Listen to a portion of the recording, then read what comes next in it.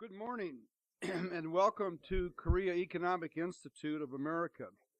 We are privileged this day to have this distinguished panel. Is this working? Can you hear back there? Okay. We're privileged this morning to have with us this very distinguished panel to share their perspectives on the latest state of play with the talks to modify or amend the Korea-U.S. Free Trade Agreement.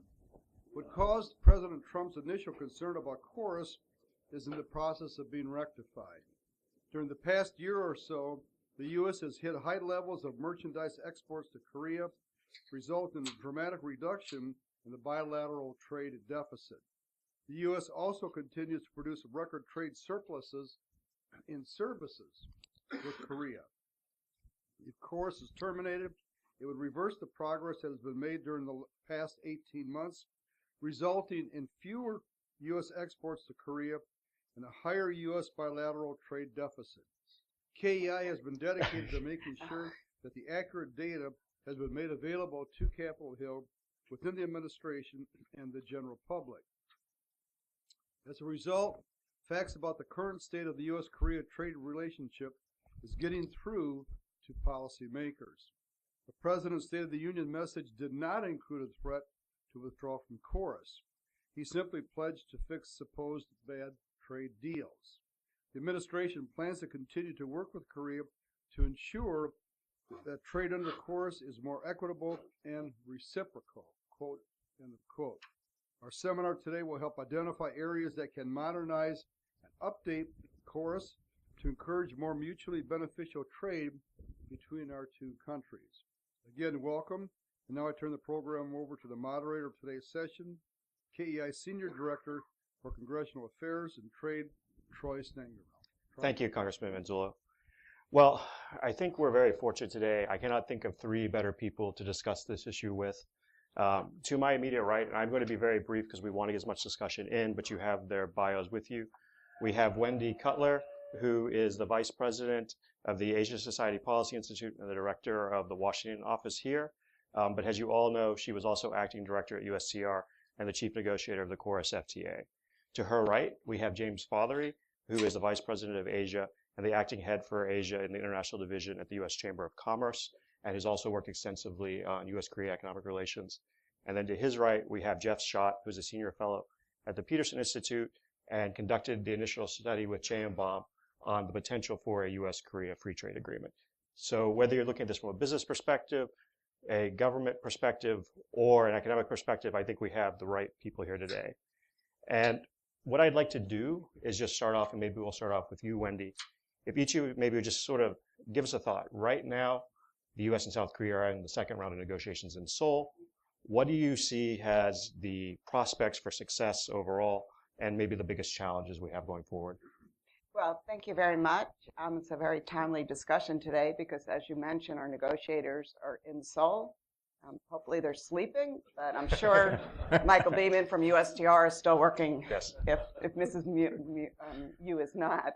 Some people ask me, am I missing not being there, having not only negotiated the original KORUS, but worked on two other renegotiations of the agreement. And I can say, honestly, no fake news here, I don't miss it. And I'd rather be sharing my views here with you today. So, a couple of things. Let me maybe start with the concerns, the challenges I see as these two negotiating teams meet and try and come up with a successful agreement. And here I would highlight four key challenges that I see. The first, and I think this is very important, is that both sides are coming to the table, in my mind, with different objectives. The U.S. is coming to the table with the notion that this deal is unfair, it's worked against the United States, and therefore we need to rebalance the current agreement. The Koreans, however, have been very clear that they see this renegotiation or this amendment process as a means to reach a balance of mutual interests. And that's a different objective. And having negotiated free trade agreements before, I will say when you share the same objective as your trading partner, it's a lot easier to achieve success. Second, another challenge, and something I think we'll have a better idea about coming out of this round, is the scope of this negotiation.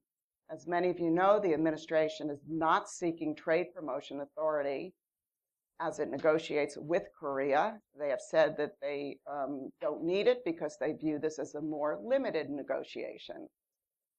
So we'll have to see what's the scope of their requests, in which sectors, is it just tariffs, is it non-tariff measures too, do they want to add new issues, or are they just going to put very targeted requests in very specific sectors?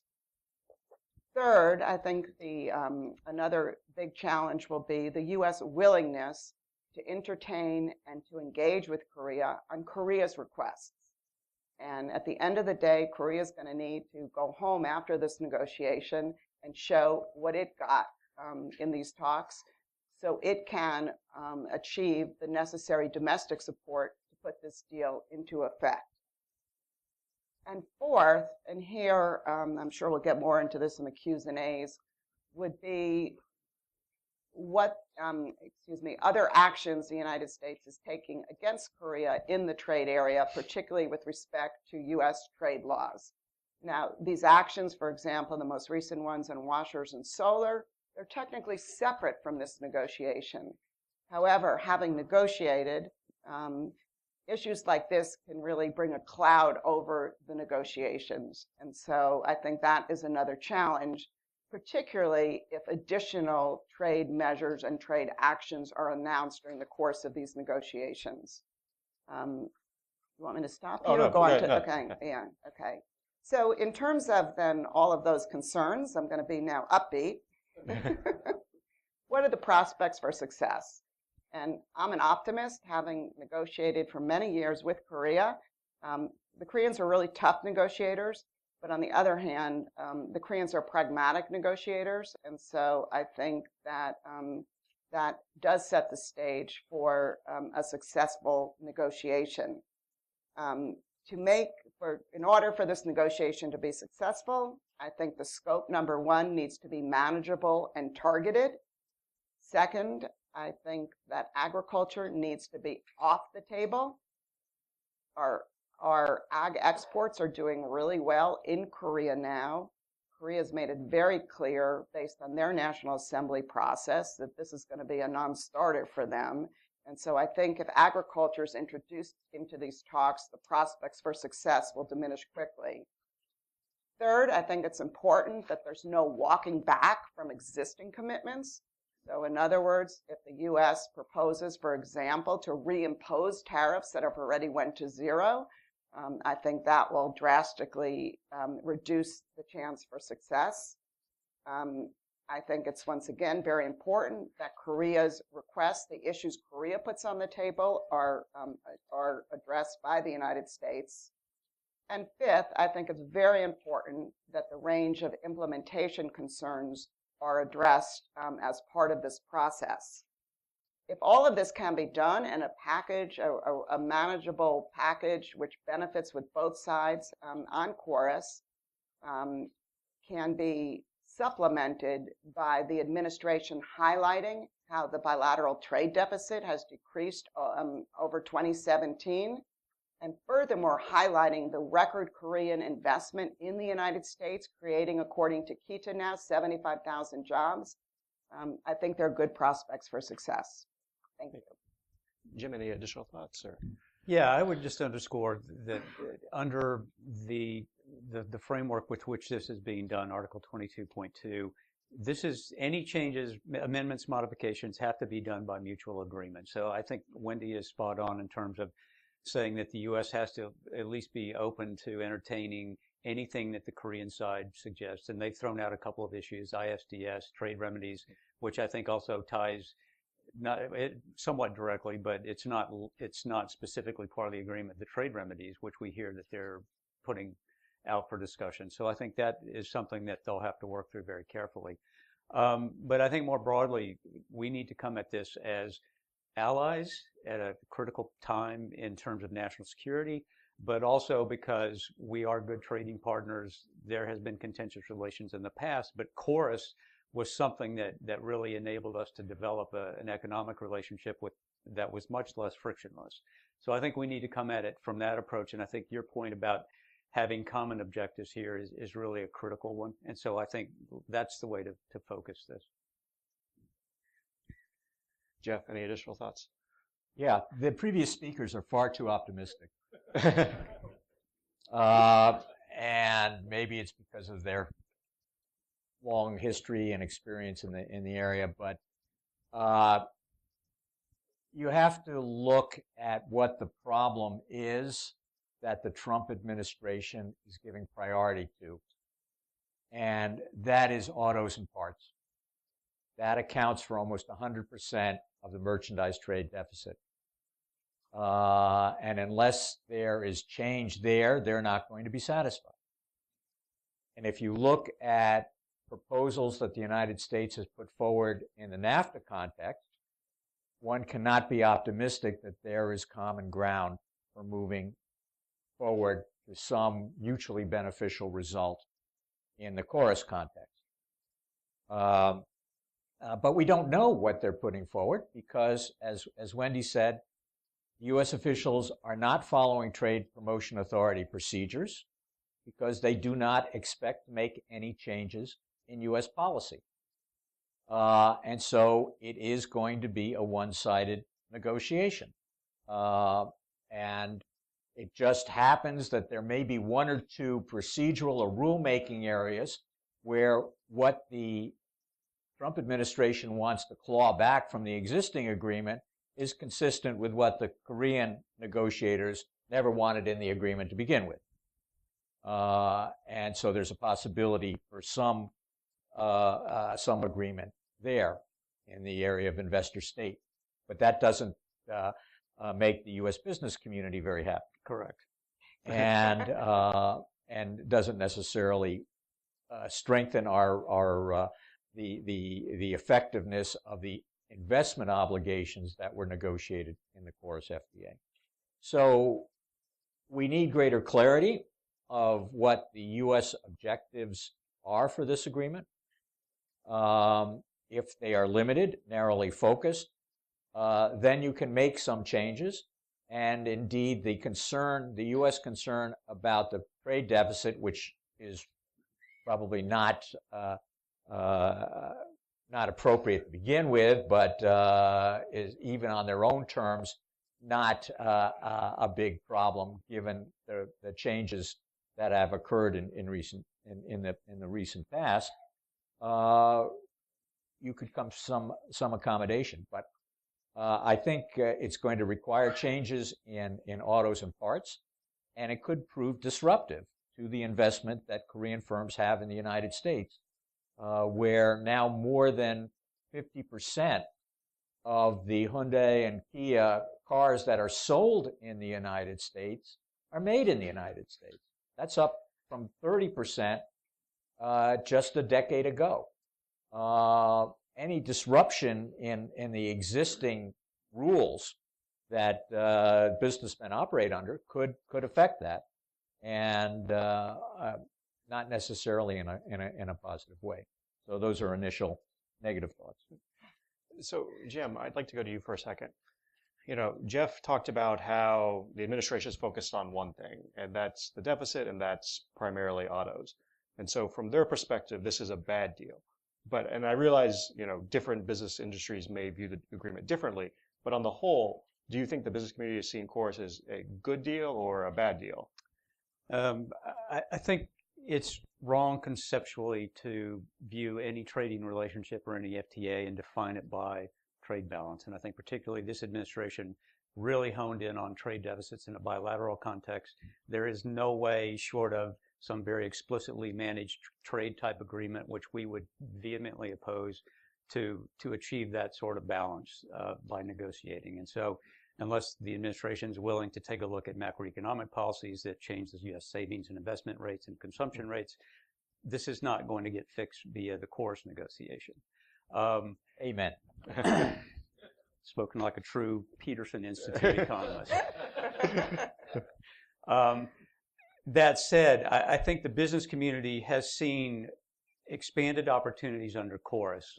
Wendy referenced agriculture. U.S. ag exports overall have fluctuated some because of commodity prices, which has affected the value.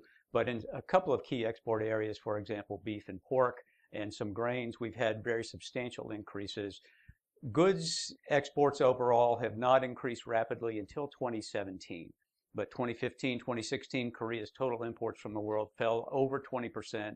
We kind of fluttered along. So I think you can make the case that the KORUS has helped keep us competitive at a time when the Korean economy and Korean demand was lower.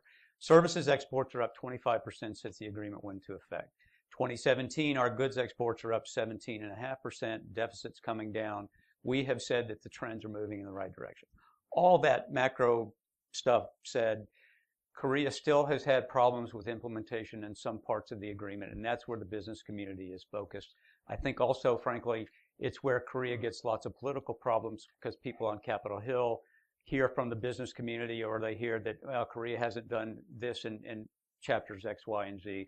We've carefully consulted with companies. We know there are a handful of issues which we think can be resolved if the commitment is there to focus on the implementation issues and get those done first, and not focus on trying to address a bilateral imbalance by a negotiated settlement.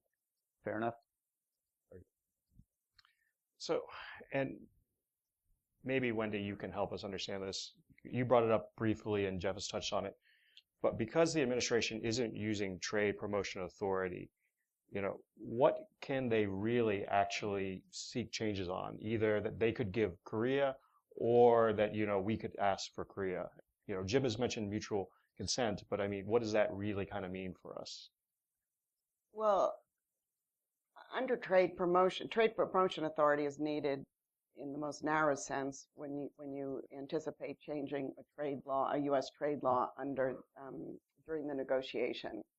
And by not seeking TPA, I think it's safe to conclude that the administration is not prepared to change any U.S. laws in response to any Korean requests. That said, I think there is scope for changes and Korean requests to be accommodated. That could be done by regulation. That could be done by a policy change. But the bar for changing a U.S. law is pretty high. So I'm not discouraged by that. It clearly limits the ability of the administration to be open to Korean requests. But I think that the Koreans can come up with enough that they might want in this negotiation that can be addressed short of a change in U.S. trade law. So, and I would just add, from the U.S. perspective, Korea can change its laws, which I'm sure the Trump administration is very happy to see. But you should keep in mind that when the United States was, at the time the United States was considering implementing the Trans-Pacific Partnership, the draft implementing legislation was going to be very short because there wasn't that much in the TPP that required changes in U.S. law, because a lot of the TPP was based on U.S. standards and practices. So there is some scope for updating the KORUS FTA, if both sides wanted to do that, closer to the TPP standard in some areas, like environment, for example, where KORUS was gold standard in 2007 when Wendy finished it the first time. But that's more than 10 years ago. So there are some areas that could be improved to mutual benefit, digital economy chapter, for example, which may not require changes in U.S. law, but which could benefit both countries. I want to sort of shift now to maybe some of the specific areas, and we've talked on them a little bit. But, maybe since, as Jeff's pointed out, autos is the largest component here.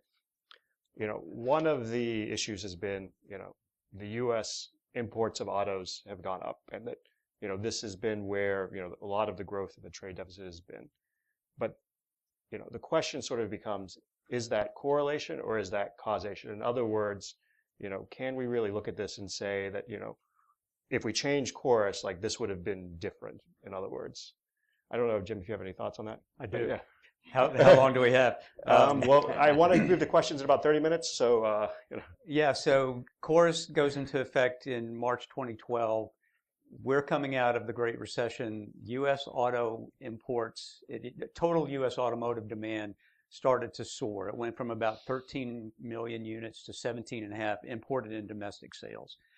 Korean exports in that time increased, and that's been noted and commented on by Ambassador Lighthizer and others. But significantly, the 2.5% tariff on auto imports in the United States didn't go out of effect until 2016. So Korean exports expanded at a time when the tariff was still in place. Their sales actually started to trickle down in 2015 and 2016. So there is no correlation there. I think they were just exporting into a market that was growing like crazy for 5 or 6 years. So that really, I think, accounts for most of it. And I think significantly, the total market share of Korean auto companies, both domestic and exported sales, has not increased in the U.S. market since KORUS went into effect. So if that's the case, and Jeff, I know you have a piece that came out a day or two ago on KORUS. You talk about autos and auto market size differences and everything. Mm-hmm. If we, say that there's potentially still barriers in Korea that should be addressed, can we really substantially actually address the trade deficit issue? Because if this is a structural issue in the U.S. by the U.S. market, and the Korean market's much smaller, we can work maybe around the edges, but can you get much larger reduction there? No.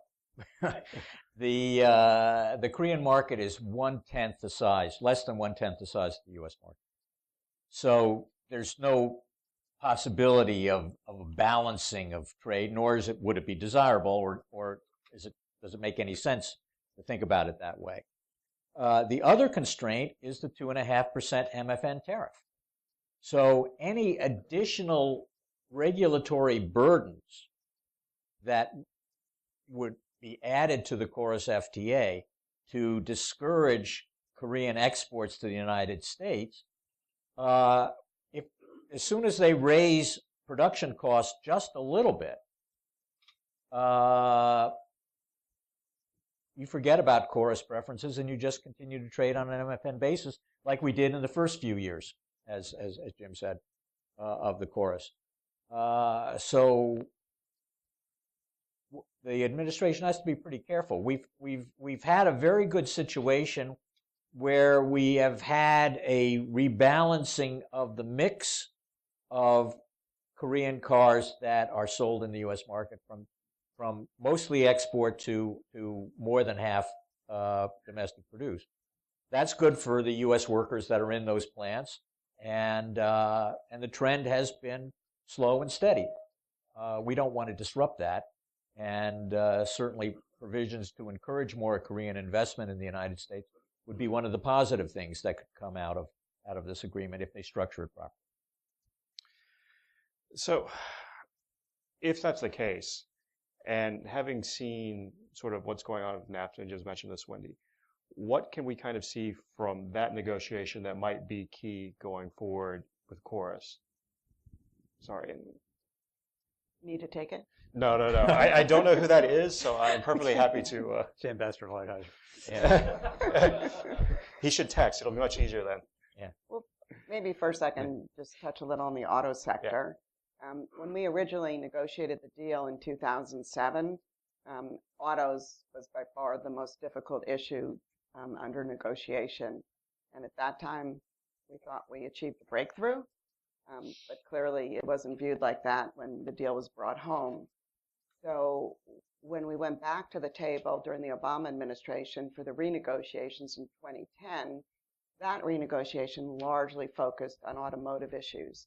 It dealt with extending the tariff, our tariff cuts for not only autos, but for trucks. And it also dealt with a series of non-tariff measures. My sense is in this negotiation in the auto sector, all of those provisions now are being reviewed to see what more can be done to help level the playing field in this important sector. And I personally think that more can be done in the automotive sector. And I think that there are things that Korea, at the end of the day, will be willing to do. From the U.S. perspective, and having negotiated with Japan during the TPP negotiations, it's safe to assume that one of the key U.S. requests is going to be to extend U.S. tariff staging for the 25% tariff on trucks. Under the renegotiated deal in 2010, this 25% tariff is scheduled to be eliminated during years 8, 9, and 10 in KORUS. That means it would start next year, and would be totally eliminated within 3 years. I suspect that, in Seoul now, they're talking about extending that period, the U.S. extending U.S. staging for the 25% tariff. I'll remind people that in TPP, Japan agreed to a 30-year one-time elimination of that, one-stage elimination of that tariff. I don't know what this administration will ask Korea to do, but I think that issue will be put on the table. The other issue, which also has a number 25 associated with it, has to deal with safety standards. And during the 2010 negotiations, we had a long, drawn-out back and forth with Korea on safety standards. And what we agreed to at the end of the day was that up to 25,000 vehicles per manufacturer could be sold in Korea based on U.S. standards deemed equivalent to Korean standards. But once that bar was reached, over 25,000, then the U.S. automaker would need to live up to the Korean standards, which are a mix of U.S. standards, Korean standards, and EU standards.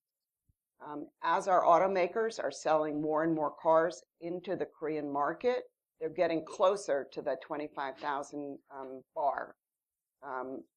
And so I suspect that this administration will ask Korea to either eliminate that cap or increase it substantially. To what number, I don't know, but I suspect those are two key issues that will be put on the table.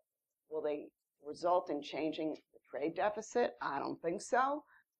But could this be part of a package that would allow the administration to come home and to declare victory? Yeah. Perhaps.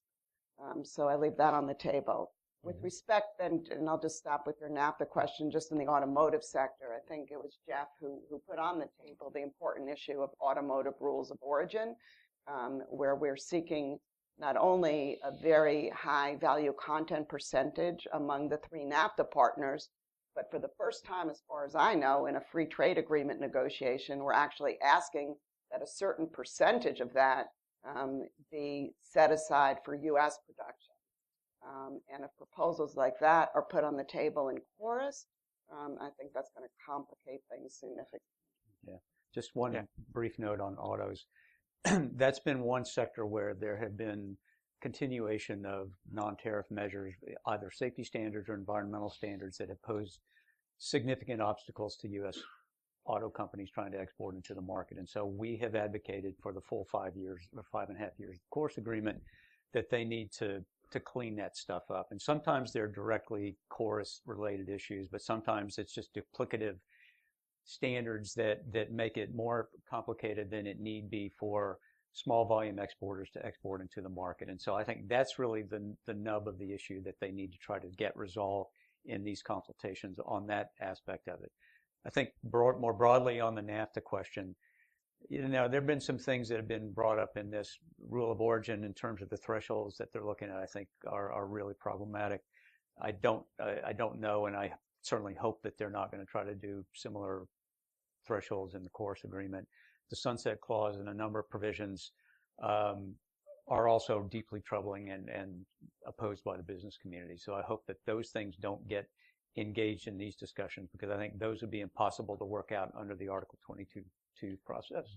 Well, yeah, and this is one of the things I wanted to sort of touch on, the sunset clause, because when I look at this, I could see arguments for why this would require a change in U.S. law and why it wouldn't. So, I mean, is this something that even potentially would be viable for our KORUS talks, or is this something that's likely off the table? There's no justification for having a sunset clause like this because it adds too much uncertainty and impedes one of the major objectives of an agreement, which is to maximize the efficiency and productivity of investment. You increase the uncertainty of whether the rules are going to change in midstream, and investors are going to have to sit back on the sideline. So, no, this is, as in many of the proposals that the Trump administration has put forward in the NAFTA context, these are actually self-defeating for U.S. trade and investment interests. So, speaking of Trump actions, Wendy, you had mentioned early on you have these the safeguard decisions on the solar and the washing machines. Does this, well, one, I guess, what is the potential impact that might have on the talks? And two, does that give us any more insight into what the administration might be looking to do as well? Well, number one, I would just emphasize the seriousness of these actions in the view of the Koreans. I was in Seoul last week, picked up the newspaper outside my hotel room in the morning, and the washing decision is, the lead story, and North Korea is buried, somewhere on the front page. So I think that underscores the importance and the seriousness with which they view the issue. That said, the trade minister quickly got out on this issue, and he was very public that they will sue us. Korea's plans to sue us, or has already started the procedures now in the WTO based on the Korean view that we did not administer our law, our safeguard law, in line with WTO commitments. So this dispute now, in my mind, this is healthy. It's moving to the WTO dispute settlement process.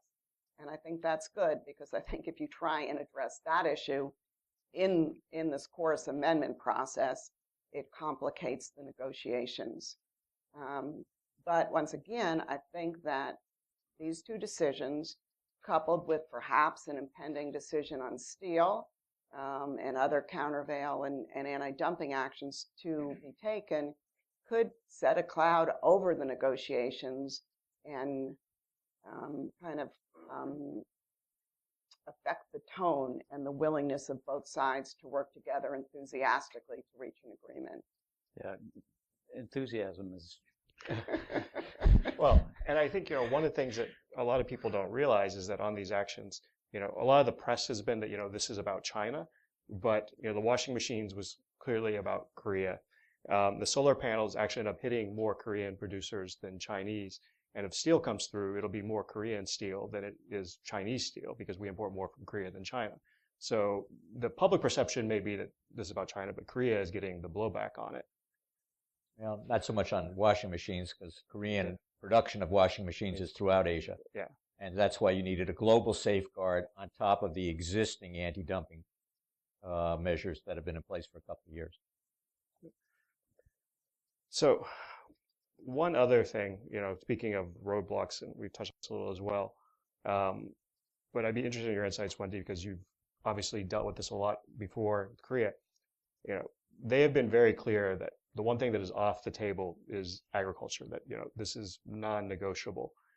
Do you think that we'll actually try to push there, or do you think that that signal has sort of gotten through to the U.S. that, we're flexible in some areas, but ag is, no-go? I mean, I would hope not, because I think that could really jeopardize the prospect for success. Our agriculture community is doing extremely well in Korea. You mentioned beef and pork. Beef and pork have done. Dairy, we're making huge inroads, and there are lots of strawberries and blueberries. And Chairman other Reichert fruits. always likes to remind people that cherries are doing really well. Cherries are doing well. Yeah. So my sense is our agriculture community is happy with where they are with respect to the Korean market. And I don't think that they are pushing the administration to do more in KORUS for agriculture in the fear that they may jeopardize the gains that they've already accrued. Yeah, exactly. So I would hope that this administration would focus on other issues, and I'm optimistic on that front because I think the administration has been pretty clear of the priority and the concern that they place on getting manufacturing jobs back in the United States. I would agree. I think Koreans couldn't have been clearer about their political needs to keep this out of the discussion, because they have to go back to the National Assembly, and even when they were going through their public approval, their three-stage process, they held a public hearing. Farmers stormed the meeting room and threw eggs and all of that stuff. So clearly, it's a hot political issue in the Korea context. We're not hearing from the ag community that they need to change that, and I agree with Wendy's point. The bigger concern is that this thing gets positioned in such a way that the Koreans can't accept a lot of the demands, which may not even include agriculture, but it would just make it impossible politically for them to accept some of the terms. So, Jeff, one of the other political challenges has been what the U.S. has basically suggested to take and encourage Korea to make changes, which is that we would potentially withdraw. And there was discussion over Labor Day weekend. I'm sure some may remember that President Trump, once we came back from the holiday, would do that. What would be the consequences, basically, from an economic standpoint, if we were to actually take that course at some point? Well, the initial step is to notify.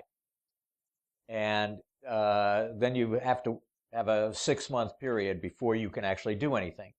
It's not like Brexit where you basically fall off the cliff after the time period. Nothing can happen after that period. But what occurs is much greater uncertainty in the business community, and companies have to react to that uncertainty. They're not operating on, well, we'll see what happens next year if it changes or not, and then we'll decide. They have to make provisions and make contingency plans. And that will affect investment decisions in Korea and in alternative markets. And that cost will be borne by American companies because they wouldn't be pursuing these contingency plans if they didn't have this problem before them. And so that will impede their competitiveness to some extent. So even if there's nothing that comes out of a notification request, even if it just leaves things hanging, it's not going to be a good negotiating strategy because countries don't like to negotiate or resist negotiating under the gun. But it's costly to our own firms if you proceed with that tactic. I would agree and just make one additional point. Korea has FTAs with the EU, with Australia, other countries that are direct competitors for us in many key product areas, both in the agricultural sector, but the industrial and the services sector. So in addition to uncertainty, it could eventually lead to real market losses for exporters that have been able to build on the KORUS FTA to develop a market foothold in what was previously a really difficult market. And I would just add, the rest of Asia is watching this negotiation carefully. And if we were to withdraw from the biggest FTA we currently have in place in Asia, I think the prospects for the president's bilateral negotiating agenda in Asia would be seriously affected. And they're already very poor. Well, and You didn't say that. I did. I said that. Well, and You got that, Doug? Remember, it's Jeff's quote. Jeff's shot. Yeah. But I mean, there's even other countries. We did an event with Senator Heitkamp in December on KORUS in North Korea because it impacts her state in both ways because they host a lot of our nuclear arsenal, which a lot of people don't realize. But she was telling, at that event, the story that a lot of her agricultural producers, they're actually being asked to sign contracts that say that if we withdraw from NAFTA, the extra costs from those decisions would be borne by the U.S. producers rather than the purchasers in Mexico. So, I mean, it's not just uncertainty, but contracts could end up getting restructured that would put greater burden on U.S. producers. Yeah. There's one other aspect of this. A notification of withdrawal would have an impact on Korean discussions and decision-making on whether to move forward with membership in the Comprehensive and Progressive Agreement on Trans-Pacific Partnership. That, what I call the TPP 11, is likely to be signed in March of this year, and the ratification process will proceed, and quite likely that agreement will enter into force in 2019. So Korea has long wavered back and forth about TPP membership during the course of the negotiations. I think that issue is back on the radar screen of Korean officials on whether, and Korean business interests, whether to move forward with some of their important trading partners in the region. Wendy, do you think Korea should join TPP 11? Ask him. It's interesting because Jeff mentioned that the Korean interest kind of wavered throughout the TPP negotiations. I think in the beginning of the TPP, in the middle of the TPP negotiations, when Japan joined, a lot of people assumed that Korea would join at the same time. But Korea did not express interest then, I think, for a number of reasons, including it was focused on concluding a bilateral FTA with China at that point, and also that its trade functions had moved to a different ministry. When Korea finally expressed interest, basically the negotiation was too far along, and the Obama administration felt it'd be too disruptive to let anyone else in. So then they were told to, come back when the agreement was completed. So now there's a really interesting dynamic with the TPP 11 going forward. What will Korea's position be? And I think that they are seriously considering joining. It'll be interesting to see how the KORUS negotiations amendment process will affect that decision. So, Jim, I'm curious. We had a major tax bill go through in the United States. The expectation is that that could lead to a growth in the U.S., trade deficit. Do you have concerns that Korea could make, all the changes the United States wants, but that the economic factors taking place in the U.S. market itself from the tax changes could still lead the deficit to go up? Oh boy. Yeah, I mean, clearly the underlying macroeconomic policy relationships in the tax bill suggest that our overall global trade deficit could increase. It also, our global trade deficit increased in 2017, but Korea was one of the anomalies there because our deficit actually declined with them. I think because the Korean market started to grow more rapidly than it had in the previous couple of years, and so I think that was a good trend, as I said earlier. And I think, again, we can't solve bilateral trade deficits with trade agreements, and so I think everybody needs to be clear about that fact, and I think the macroeconomic factors are left for members of Congress and the administration to really focus on in terms of how our global imbalances are going to be affected. You might have more enlightened comments. No, that's all well said.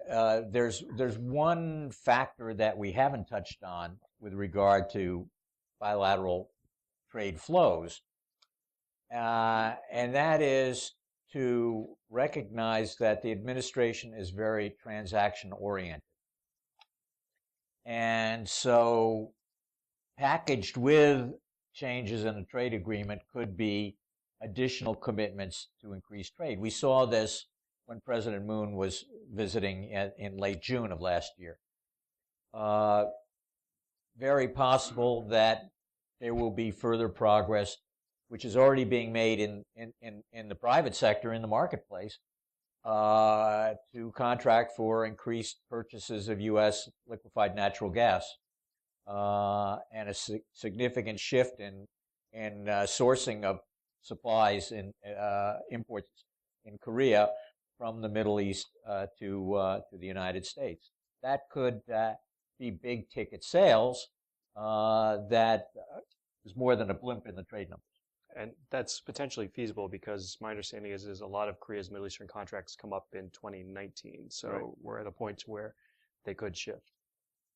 So before I turn to the audience, I have one last question for the three of you. Both South Korea and the United States have said they would like to see these talks go quickly. So I'm curious from each of you whether you think that is feasible and what your feel is in terms of potential timelines. Not that, oh, this will take a year, but that you think this could go quickly or you think this will take longer than many expect. Maybe start with you, Wendy. Yeah, I think it all gets back to what the scope of this negotiation is and the magnitude of the U.S. requests and the U.S. expectations and the issues the U.S. puts on the table. I think if the U.S. is reasonable and if the U.S. is targeted in its request, I think Korea will recalibrate its request. And I think that would speed up the prospects for a quick resolution. I would just emphasize, though, that this administration also wanted to move very quickly in the NAFTA negotiations. We're now approaching March, the new deadline, and it seems to me that the talk now is that the NAFTA negotiation will not conclude by then. So I would just say trade negotiations, by definition, are very, very difficult. They're very, very tough. They're complicated. And while there may be the best intent to move them as quickly as possible, a lot of times we see deadlines slip. Yeah, I've heard quick and smooth, and we've seen I a love lot of those words. we've seen a lot of indications that what's being loaded up onto this leads to exactly the opposite result. So I agree with Wendy's point about the need for the U.S. side to not come forward with a list of 50 or 40 or whatever, but a very carefully targeted list of requests, and then the playoff can be, or the trade-offs can be made in terms of how the consultations move forward. Korea's got local elections in June, and I think the Blue House is very mindful of that, and so as is Minister Kim, and so I think that is part of the consideration on the Korean side in terms of how far they can go and how flexible they can be. And then, of course, here we've got fall elections, and I don't think KORUS is not going to be meaningful in those elections to the same extent that NAFTA is, clearly, but it is something that people are always mindful of in an election year. I just say very, very briefly, drawing on one of Wendy's first points, if both sides are on the same page in terms of objectives, then the talks can proceed pretty quickly. The original KORUS FTA, because of the extensive preparations to ensure that both sides were on the same page, only took about 14 months.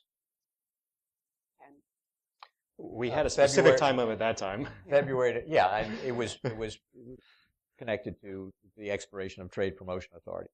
But that was the Foal deal. So if you get on the same page and say, this is where we want to end up, this is what the narrowly focused reforms that we're willing to pursue, and we'll both be better off that way, it could be done, expeditiously with some intensive negotiations over the next couple months. Mm-hmm. I would add, too, that the 2010 renegotiations, I'm counting in my head, but it took 3 to 4 months.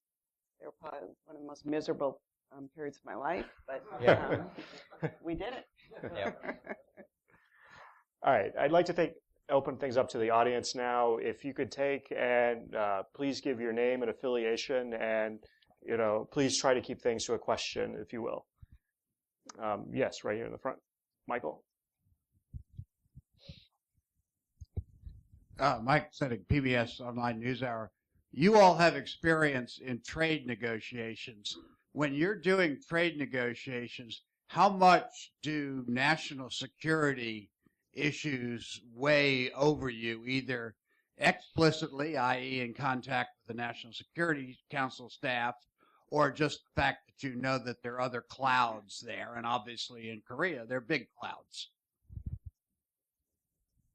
Why don't you start? I think that's a great question, and the answer is yes. Even though you're negotiating a trade agreement, you're always cognizant of what's going on in the broader relationship. And depending on what's happening, certain parts of the administration may lean on you to either be easier on the other country or to put things off, or to work hard to find common ground. And whether that holds in this administration is an open question, but based on my experience, that has happened. I would note that in September, when the administration got very close to KORUS withdrawal, and a lot of folks in town who felt strongly about the importance of KORUS were working hard, both in the business community, the Chamber of Commerce. Kind of wrecked Labor Day weekend. Yeah. As well as congressional supporters worked really hard over that weekend to try and convince the administration not to do this. I think ultimately what convinced the administration not to terminate the agreement was a North Korean, test during that weekend, that Sunday. Yeah. But on this very important question, you should look carefully at the national security strategy document that was issued a few months ago. That is crucial, and that is binding on Ambassador Lighthizer. And I think that is, my impression is there's a seamless strategy, but it's not necessarily that one trade or national security balance each other. And Victor Cha has some comments on that in today's Washington Post. Yes, Eric. If you could just wait for the mic. Thanks. Eric Albeck from the Albright Stonebridge Group and former colleague of Wendy's at USTR. Kind of building on the point about the recent 201 safeguard actions on washers and solar, the president has some decisions to make on these 232 national security investigations on steel and aluminum, as you mentioned. Those are quite potentially significant for bilateral trade with Korea. The president's speech, State of the Union, didn't provide much insight as to which way they're heading on the trade agenda writ large, but also on those specific decisions. They're coming up, probably will be made in advance of the conclusion of the renegotiation of KORUS. How do you think that impacts either the overall atmosphere for the talks, or whether there would be, the Koreans might seek specific assurances with regard to exclusions for FTA partners or other actions that might be taken under the 232, because we'll just relegate that to the WTO as hopefully is being done with the 201 safeguard issue. That is a much dicier proposition, of course, with the use of national security to justify market access restrictions on those two commodities using the national security exemption exclusion from the WTO. That is very much uncharted waters and I think will generate a lot of anxiety among all of our trading partners, including Korea. The last time I looked, Korea was a strong ally, and so I don't understand why they wouldn't be exempted from any 232 decision on steel or aluminum if they're selling aluminum. Export any aluminum. I've heard that case made. You also have to consider that the WTO appellate body is in crisis, and the prospects for future litigation in the WTO are uncertain if this crisis isn't resolved. Dave.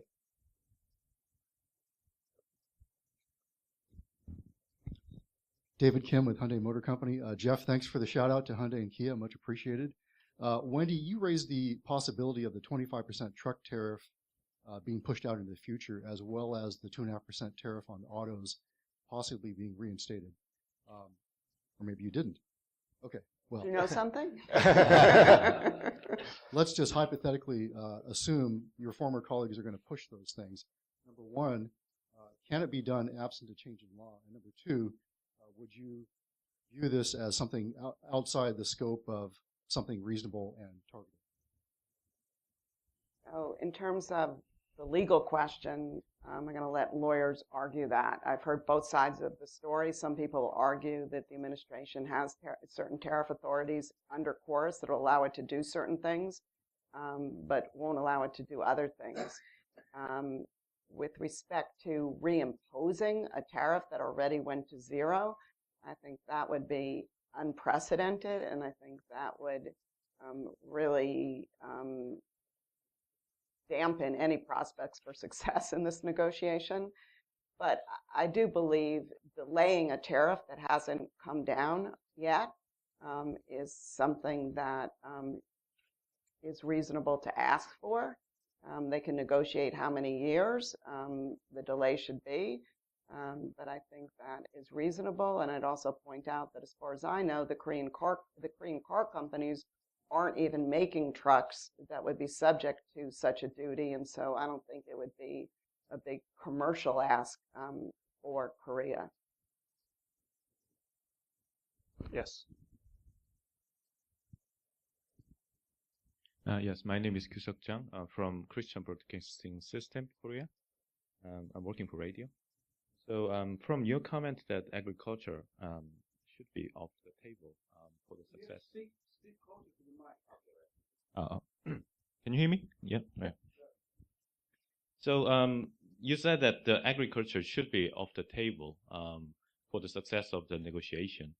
So maybe this is kind of leaking your negotiation skill, I'm afraid, but agriculture is a very sensitive issue.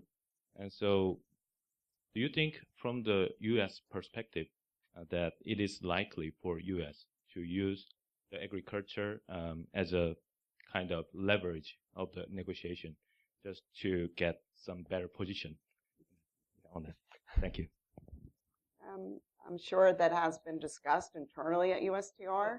If I were in those discussions, what I would say, there are certain things that you can threaten or you can ask for with credibility, but I think that if this was a key U.S. demand, as Jim mentioned earlier, the Koreans haven't, been crystal clear on this, that according to their mandate, they can't do it, so I think it would blow up the negotiation. So I don't think you get leverage if it leads you to your negotiating partner walking away and not coming back. And it would seem to go against Jim's, what was it, swift and smooth? Quick and smooth. Quick and smooth, okay. Yeah. Yes, Brock.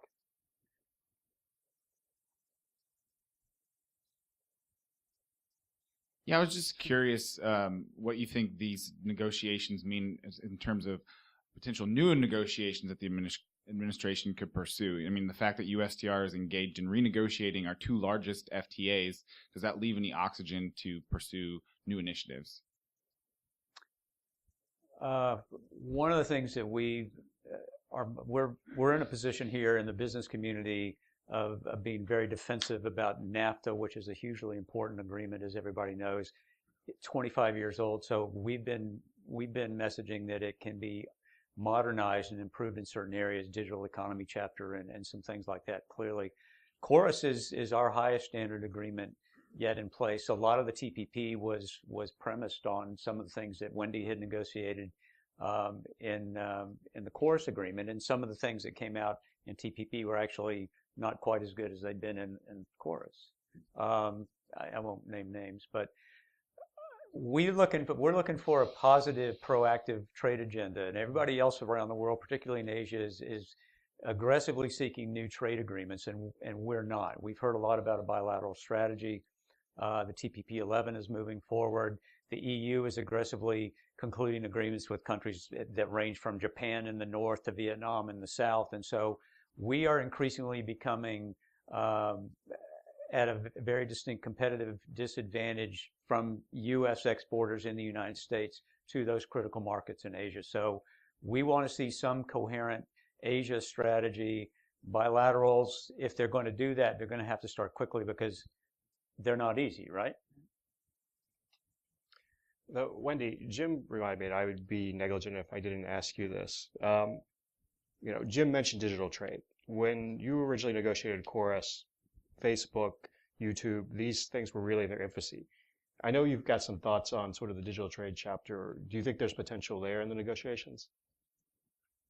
I do. I mean, I think this is an area where the U.S. and Korea could work together very closely, not only to replicate what was in the TPP, but to even go further. And I think this would be a real could be a real win-win aspect of this amendment process. But I'm not sure that this is part of the administration's strategy. I think, what do you say, quick and smooth? That they're looking at kind of very targeted things, very specific to KORUS. I would just add on to what Jim just said as well, and that is, let's not forget also that Korea is very active in this FTA world right now. They've concluded an unprecedented number of FTAs with 3 major trading. They have trade agreements with the U.S., China, and the EU. No other country of their size has agreements with all 3. And I would note that Korea now is embarking on updating its FTA with China, specifically with respect to services and investment. This was a built-in part of the Korea-China FTA, that after a certain number of years, they would go back to the table and try to expand services access and improve the investment provisions. And Korea's now negotiating with China as well. We just concluded a report in the Asia Society Policy Institute where we actually document a lot of the progress being made in the various negotiations in Asia, both with respect to negotiations that were concluded this year, ones that were being launched, and ones that are being contemplated. And the conclusion you have to take away is that while the U.S. is busy renegotiating current agreements, the rest of Asia is moving on, locking up markets, which are going to ultimately disadvantage U.S. exporters and their workers if we don't have an affirmative market opening negotiating agenda. It's almost amusing, but it's sad to think that the U.S. bilateral list, if it ever comes out, will include very prominently the United Kingdom. But if you are a British trade negotiator who happens to be from New Zealand, the first thing you're going to do is look at TPP. Because you have to try to replicate the deals that the European Union has had with countries in Asia. So you want to replicate the new EU-Japan deal that will enter into force later this year or next year. You want to replicate EU-Korea. And the door is open. I would forecast that the UK will be a member of the TPP before the United States. Well, though the EU is starting to Easy bet. is starting to softly say, you know, if you change your mind, we'd be happy to let you not go. So maybe it'll never get to that, but it depends on the British government and their voters. Right. That's the more rational approach, but in trade policy, one doesn't follow rationality anymore. Yes.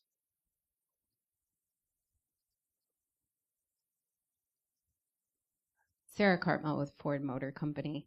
One of the topics that hasn't come up yet that is actually in the NAFTA negotiating objectives and that could go some way to leveling the playing field and contributing to fair trade is rules on currency manipulation. So I'd be interested to hear your perspective on the prospects for including this in the renegotiation. Is the administration likely to pursue it, and what would be the Korean response? Go ahead. Do you want to jump in on this? You start. So we had this whole discussion back during the TPP negotiations, and currency manipulation is a hugely important factor in global trade. There's no question about it, and it provides unfair advantages and so forth. It's also really difficult to do that in a binding, enforceable trade agreement in a way which would get everybody satisfied, including our own central bankers and Treasury Department. So I think that was the challenge in TPP, and I think it probably remains the challenge today because they feel like it would proscribe their ability to set monetary policy in a way that's in the U.S. national interest. I don't know, and let me also be clear, Korea has a history in a not so recent past of manipulating its currency. They call it smoothing or whatever, but Sometimes it's quick and sometimes it's smooth. And so, there's probably some peripheral discussions about that, if not directly. And I don't know that it's being directly discussed in the consultations, but I think that would go against the quick and the smooth. My colleagues, Fred Bergston and Joe Gagnon, have written extensively on this and ways of which it could be done. So I won't rehash that. The TPP result was a compromise off of that. That was seen in conjunction with changes in U.S. domestic law. That is not what is happening in the NAFTA context. In the NAFTA, the Treasury Department is pursuing the same policies that it did in the Obama administration, and seeking the same consultations outside. Very little has been done on currency issues in the NAFTA renegotiations. And I suspect that unless that policy changed dramatically, the NAFTA would be the precedent for KORUS. Claude. Excuse me, Claude Barfield, AEI. Assuming Jeff's pessimistic beginning comes to fruition in some way, and the administration really goes a bit harder bore, as it were, would it not be attractive for them, and I'm talking third and fourth best solutions here, to go in autos for something like the Reagan administration's VERs or VRAs, voluntary export? I mean, it's outside the system totally. If the Koreans agree to it, who else is going to disagree with it? And it would be, I would think that given Lighthouse's background, he touts this all the time, that may be a way to go. And from our perspective of like free trade types, is this the least worst solution, assuming the administration is really pressing that hard? When Lighthizer did this 35 years ago, it wasn't illegal. Now it's illegal under the World Trading Rules. U.S. and Korean wouldn't care, but their competitors would.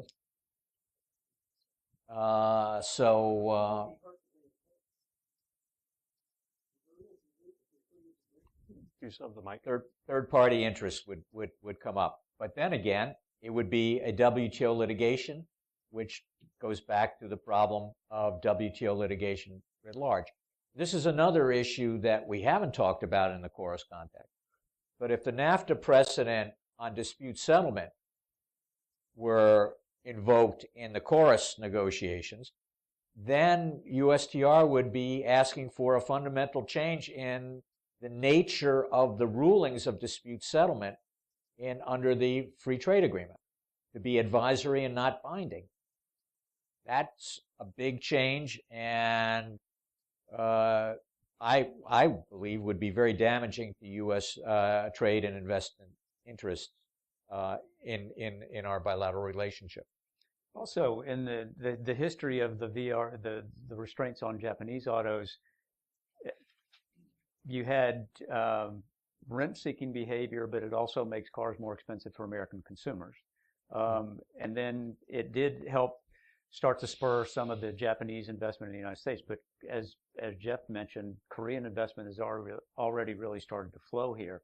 So in addition to the WTO problems, I think you've got economic problems. I think I can remind people too, and I haven't thought about this provision for a long time, but one of the most novel and probably one of the most difficult outcomes to be negotiated in the original KORUS negotiation was the snapback mechanism under the for autos under the dispute settlement mechanism. So there was a special mechanism for auto disputes, which basically said if either country is found in violation, then the tariff could snap back to its for us it'd be the 2.5% automatically. That pretty pretty novel and something that's in effect. And so to the extent that Korea, the United States feels that Korea is not living up to its automotive obligations under the agreement, that's a provision that I think is worth looking at. Doug. Hi, Doug Palmer with Politico. I just wondered, I mean, how would you characterize the administration's overall approach to negotiations? Because they seem to have a very, very, very different worldview. I mean, everybody up here sort of agrees that KORUS is a good agreement. Everybody agrees that NAFTA is a good agreement, could be improved. Nobody thinks that you can go after trade deficits through trade agreements, and everybody here is in favor of binding dispute settlement. So, I mean, these are like all areas where there seems to be a consensus in the trade community, and the Trump administration is pushing an agenda that is at odds with that consensus. So why are they doing that? I mean, is it? I don't know. I mean, and maybe not so much why are they doing that, but what do you think of that? And how does it strike you? Does it strike you as a reasonable trade agenda? Does it strike you as something that's grounded in economic reality?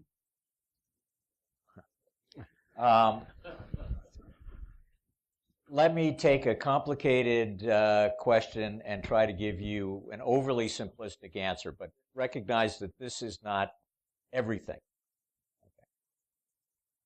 Okay. If you're in the Reagan administration, in the Trump administration, I'm having these flashbacks, these horror flashbacks from 1982, 83. You look at the overall U.S. merchandise deficit, you look at the deficit in manufacturing goods, and you look at who's responsible for it, and boom, boom, boom, boom. China, Japan, Korea, Mexico. And that's your story. Now, then you try to do something about it, and you were told by Jeff Schott and Wendy Cutler and people much smarter than us that no, you can't do this because you're bound to follow the rules of the WTO. And in the WTO, our average tariffs are very low. So it doesn't matter what you do. You mess up in the bilateral, you end up trading on an MFN basis, 2.5%. The answer you get from the Trump administration officials is that's unfair. The Koreans charge 8%, the Europeans charge 10%. The way that we pursued our policy in the post-war period has put us in a disadvantageous position today when the world is a lot different than it was when we made the initial very generous concessions in our own enlightened self-interest. And so they are actually pushing against the entire system of world trading rules and obligations. And they want some rebalancing of that. Well, there are no negotiations in the WTO worth a salt. And there's no way to negotiate the type of changes that they want in tariffs based on WTO rules. There is a WTO article that you could renegotiate, but we don't have the chips on the table for that type of negotiation. So we're stuck between a rock and a hard place as far as they can see, where they think we're in a bad position.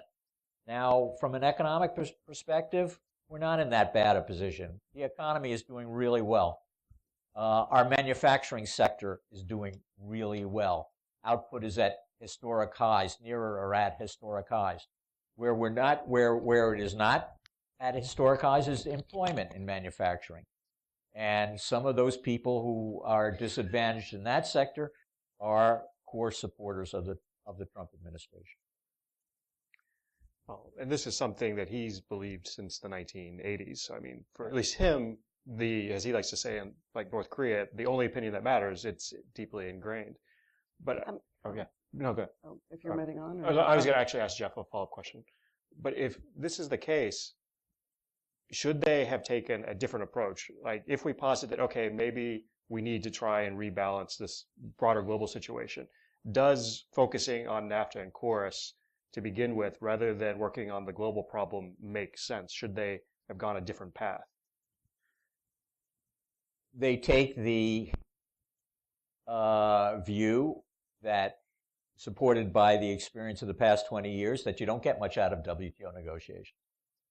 And we tried, and we came close in 2008, but nothing has happened of great consequence except the Trade Facilitation Agreement and the Information Technology Agreement. But even on services, even the Environmental Goods Agreement basically couldn't get done. So they think they have more leverage dealing one-on-one, where the big contractor can, the big general contractor can go to individual suppliers and basically say, you're going to accept my terms and maybe I'll pay you.